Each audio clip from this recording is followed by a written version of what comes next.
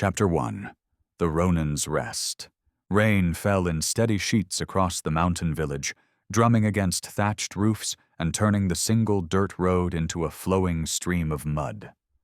Autumn leaves, brilliant in reds and golds just days before, now lay plastered against the ground in sodden clumps. Through this downpour trudged a solitary figure, head bowed beneath a wide straw hat, shoulders hunched against the chill. Takeshi paused at the village boundary, marked by a simple wooden torii gate. Water cascaded from the brim of his hat as he lifted his gaze to survey what might be his salvation, or merely another temporary refuge. The hilt of his katana protruded from beneath his rain-soaked traveling cloak, the only possession that still held any value to him. Everything else he owned was contained in a small bundle slung across his back. A flash of lightning illuminated the scene, and for an instant the world turned white. In that moment, Takeshi was elsewhere, standing in the courtyard of his lord's castle as another man swung a blade in a perfect arc toward his master's neck. The image vanished with the rumble of thunder, but the memory remained vivid and raw. "You there! State your business." The voice came from a stocky man emerging from the nearest building, a paper lantern held high against the gathering darkness. Takeshi stepped forward, his movements deliberate and measured despite his exhaustion. "I seek shelter from the storm. I can pay." His voice was as weathered as his face, which bore the lines of a man in his mid-30s who had seen too much for twice those years. The village headman, for that was clearly who had addressed him, looked skeptical. His eyes darted to the sword at Takeshi's hip, then back to his face. "We have little use for wandering swordsmen here." "Perhaps not," Takeshi agreed, "but you might have use for someone who can stand watch against bandits." He had seen the scorched remains of a storehouse on his approach. Bandit raids were common in these remote regions, especially as winter approached and desperate men sought provisions. The headman's expression remained guarded, but a calculating look entered his eyes. "There is an abandoned hut at the edge of the village. The roof leaks, but it will keep most of the rain out." He gestured vaguely toward the northern end of the settlement. "You may stay there. In exchange, you will patrol our boundaries." Takeshi bowed slightly. "Acceptable." "I am Goro, the headman here. You are?" "Takeshi." He offered nothing more, no family name, no former allegiance. Those belonged to a life that had ended with his lord's death. Rain continued to fall as Takeshi followed Goro's directions to the abandoned hut. The structure was exactly as described, small, with a partially collapsed roof that allowed water to pool in one corner. Still, it was more shelter than he had known in weeks. He set down his meager possessions and removed his soaked outer garments, hanging them where they might dry overnight. The rain transformed into a gentle patter against the thatch as Takeshi unrolled his sleeping mat. Each drop seemed to whisper accusations. "You failed, you failed, you failed." Sleep came in fitful bursts, punctuated by dreams of severed heads and blood-splattered silk robes. Dawn broke with mist rising from the damp earth, transforming the mountain village into something ethereal. Takeshi was already awake, kneeling in the small clearing behind his hut. His katana lay before him on a clean cloth, its worn scabbard showing the journeys of many years. With practiced movements, he lifted the blade and moved into the first position of his daily practice. The kata began slowly, measured breaths paired with deliberate steps. His bare feet pressed into the damp soil as he advanced, retreated, turned. The sword moved as an extension of his arm, cutting through the morning mist with whispered precision. As the sequence progressed, his movements quickened. The blade became a flash of silver in the early light, describing perfect arcs through the air. Hidden among the trees at the edge of the clearing, young Haru watched with wide eyes. At 10 years old, he had never seen swordsmanship like this. The village's occasional samurai visitors were usually young lordlings more interested in displaying their fine armor than demonstrating actual skill. But this stranger moved like water, like wind, elements given human form. Takeshi completed his kata with a final cutting motion so swift that Haru barely saw the blade move. Then stillness. Complete and perfect stillness that seemed to extend outward, quieting even the birds in the surrounding trees. The spell broke when Takeshi spoke without turning. "It's impolite to spy." Haru nearly fell backward in surprise. I wasn't spying. I was just watching." He emerged from his hiding place, clutching a small covered basket. "My mother sent this. Food." He thrust the basket forward, eyes fixed on the gleaming blade that Takeshi was now carefully wiping clean. The Ronin sheathed his sword before accepting the offering with both hands and a slight bow. "Thank your mother for her kindness." Haru didn't leave. Instead, he crouched nearby, his curiosity overcoming his initial fear. "Where did you learn to fight like that?" Takeshi began to inspect the contents of the basket: rice balls wrapped in leaf, pickled vegetables, a small container of tea. "From my master, and his master before him." He took a small bite of rice, chewing thoughtfully before adding, 16 generations of the Yagyu Shinkajiryu." "Could you teach me?"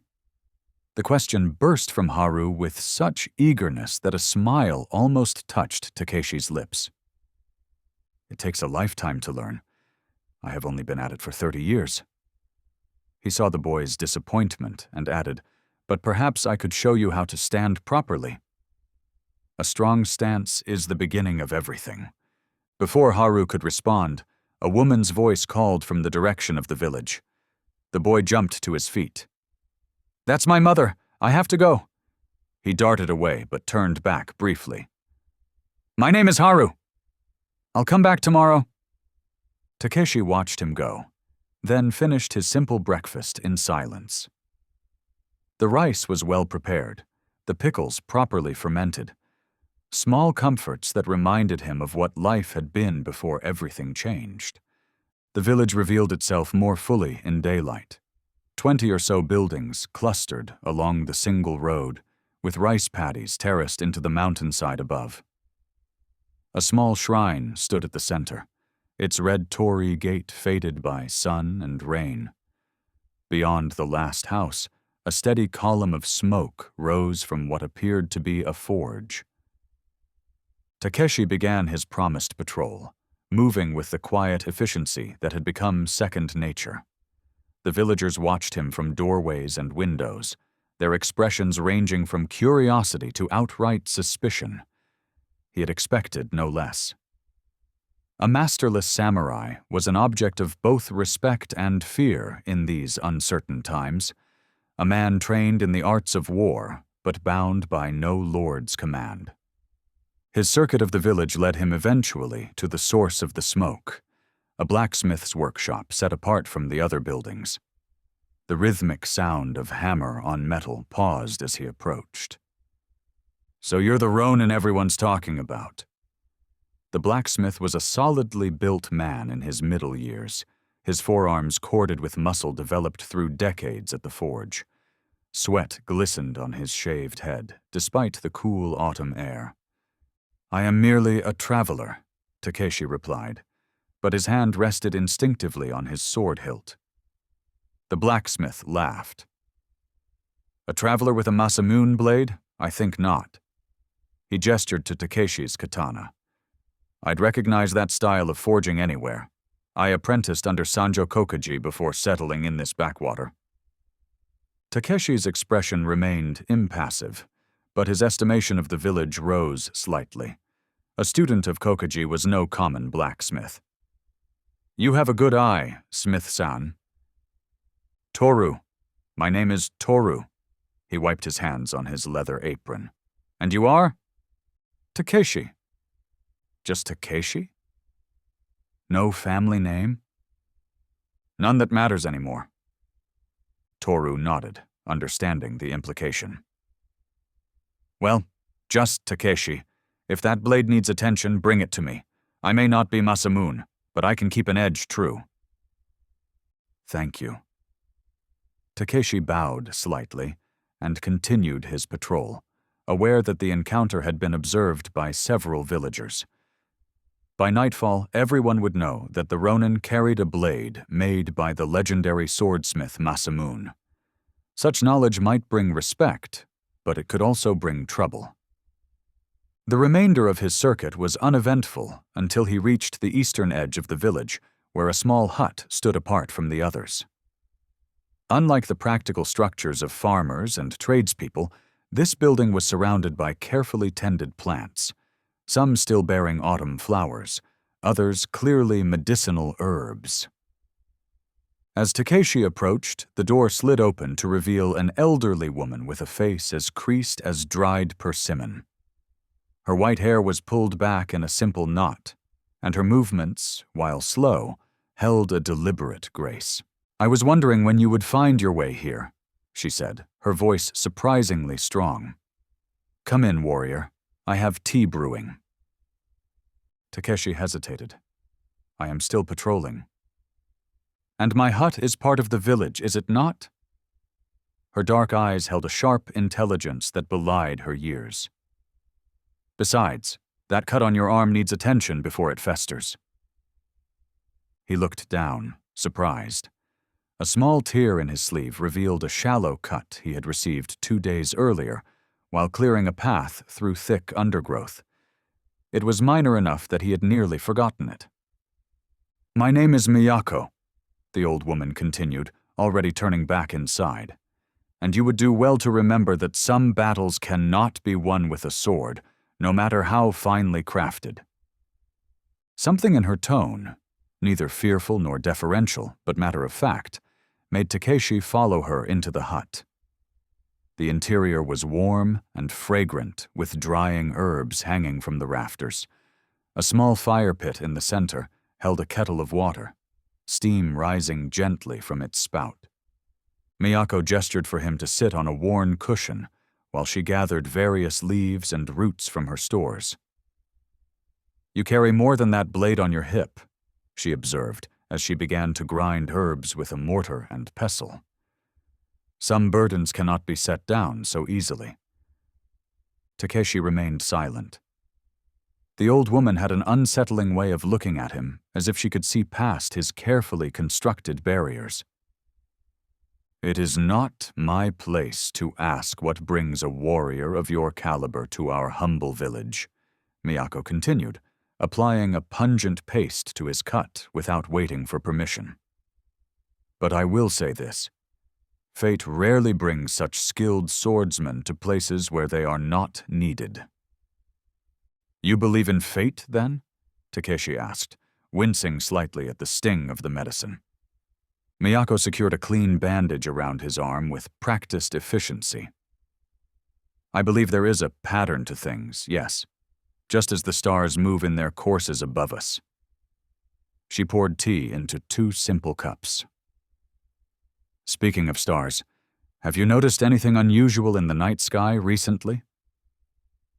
I have been traveling through forests. The trees block much of the view. Ah, Miyako nodded, sipping her tea. Well, there have been lights in the heavens. Strange lights that move against the patterns I have observed for 70 years. She studied him over the rim of her cup. Perhaps tonight you will see them for yourself. Night fell early in the mountains, darkness flowing down from the peaks like spilled ink. Takeshi completed his final patrol as the villagers retreated into their homes. Oil lamps glowed behind paper screens, casting warm rectangles of light into the village road. The smell of cooking fires and the muted sounds of family conversations filled the air. ordinary comforts that seemed to belong to another world entirely. In his borrowed hut, Takeshi lit a single candle and knelt in meditation. The day's observations organized themselves in his mind. The village's defenses, poor. Potential threats, bandits mainly. Resources, limited. Miyako's words about strange lights lingered at the edges of his thoughts, but he dismissed them as the fancies of an old woman. As his breathing deepened and his mind cleared, Takeshi reached that rare state of perfect awareness, present in the moment yet detached from it. Through this stillness came a sensation that pulled him back to full consciousness. A pulsing light filtered through the gaps in his roof, too bright and regular to be stars or moon. Moving silently, Takeshi stepped outside. The night sky above the mountain village was awash with stars, more than could be seen in the light-polluted precincts of castle towns. But among these constant points of light moved something different, pulsing orbs that traced patterns no natural celestial body would follow. As he watched, the lights grew brighter, converging toward a point directly overhead. They moved with purpose, with intelligence, forming a circular pattern that rotated slowly. Takeshi's hand went to his sword hilt, an instinctive reaction, though he knew no blade could reach such heights. The convergence accelerated, the lights spinning faster until they merged into a single brilliant point. For one heartbeat, it hung there, a new star brighter than any other. Then came a flash so intense that Takeshi was forced to shield his eyes. When he looked again, the night sky had returned to normal. Only the familiar stars remained, continuing their age-old procession across the heavens. Had he not witnessed it himself, he might have thought it nothing more than an illusion or dream. But Takeshi had lived through too much to dismiss what his senses told him. Something had arrived. Something from beyond the stars now walked the same earth as he did. And somehow, he knew with a warrior's instinct, their paths would cross before long.